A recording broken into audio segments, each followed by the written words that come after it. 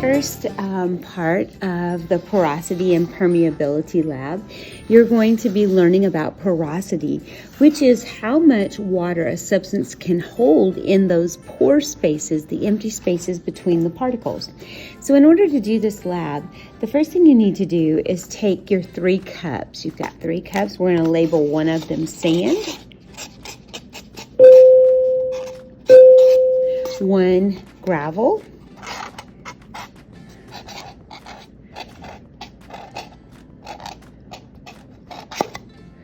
and 1 soil.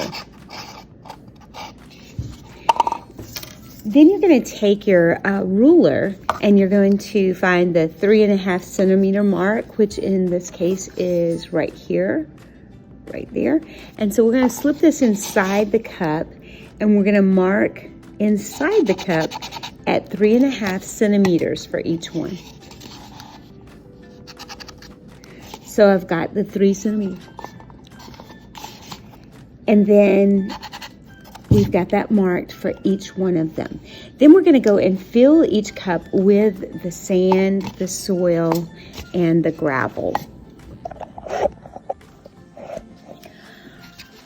Okay, so I've gotten each one of these filled with the soil and the sand and the gravel. They should all look alike. They're at about the same place at the mark I put on the inside of the cups.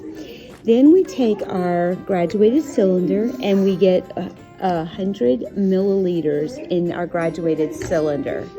So in the first part of this, you are wanting to decide or predict which has the highest porosity, which one can actually hold the most water, sand, gravel, or soil. So you're wanting to do this experiment to see if you're right on that. So write down what your prediction of the one, either sand, gravel, or soil. There's no right or wrong. It's just a prediction. And then we're going to do the test. So we're going to start off with sand here.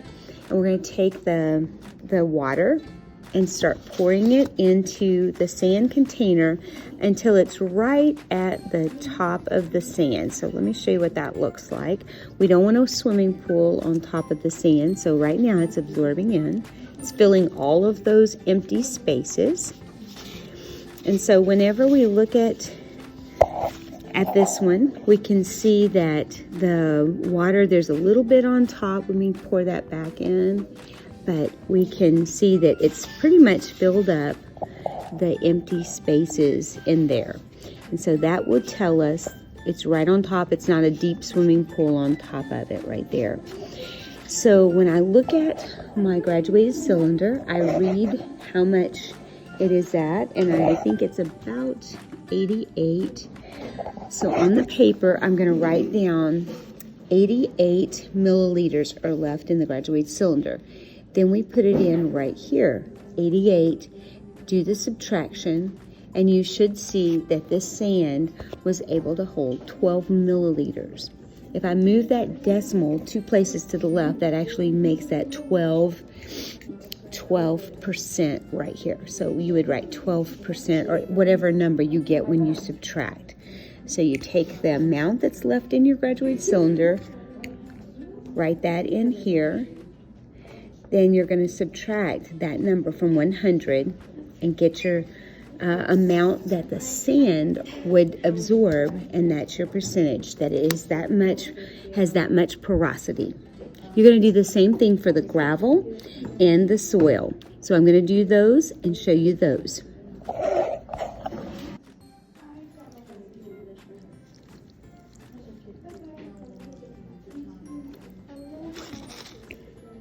So just until it's at the top of the gravel. So when I hold this over here, you can see it's still showing a little bit of the gravel up at the top, but it's right level with that.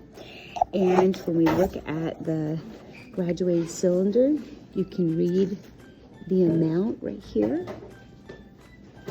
So I'm going to let you read that. Put that in the blank and subtract it from 100 and find out the percent of porosity of the gravel. So next we're going to do the soil, and we've got 100 milliliters of water. We're going to pour this in, 100 milliliters, and we're going to pour it until it starts being absorbed by the soil. I'm gonna keep on putting in. Okay, pick it up. Look inside the cup here. So now it's right about level with the top of it. And then we look at the number of milliliters here. And so you can see where it's at. Put that number in the blank and then subtract it from 100. And then get the percentage. Okay. So in the end, what did you predict up here? Was that the one that had the highest percentage, the highest porosity? Were you right? So which substance held the most water? And that means that it was more porous. So were you right? If you were right, then this lab verified what you thought. If you weren't right, it helped you hopefully to understand how the substance has a higher porosity. Okay. So are you ready? Okay, so in the second part of the lab, we're going to be looking at a word called permeability, how fast the water flows through a substance. So in here, you're going to need a timer, a stopwatch. So we can use a cell phone to use the stopwatch feature on there. We're going to take our cup of sand from a while ago that we were using, and I'm pouring the rest of the water from the sand into there. And that means that now I have completely 100 milliliters of water in this. I'm going to pour the water that was left in the graduated cylinder into the gravel. Now I have completely 100 milliliters in here, so those are the same. And the same thing for the soil, putting the leftover amount. So there's 100 milliliters of water in each one of these. So permeability is how fast the water will go through a substance, how quickly that water can drain out of it.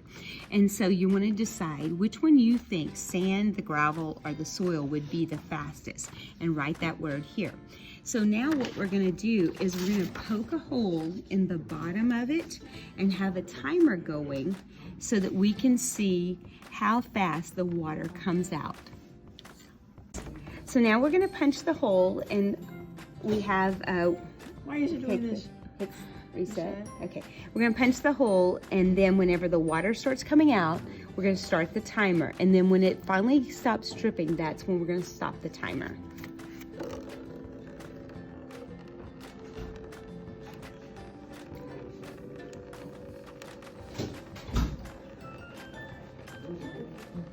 So we're up to 10 seconds. Okay, we're gonna keep going.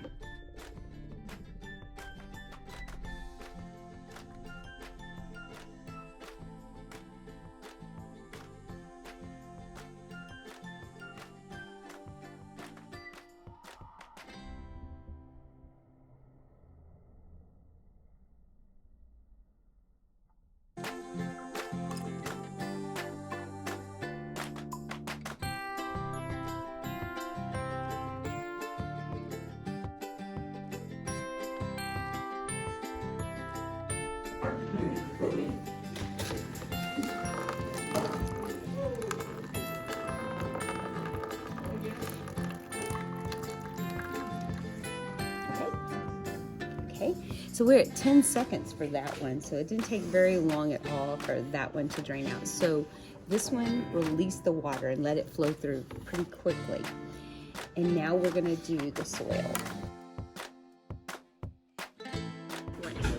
Okay, so now we've got times here for each one of these.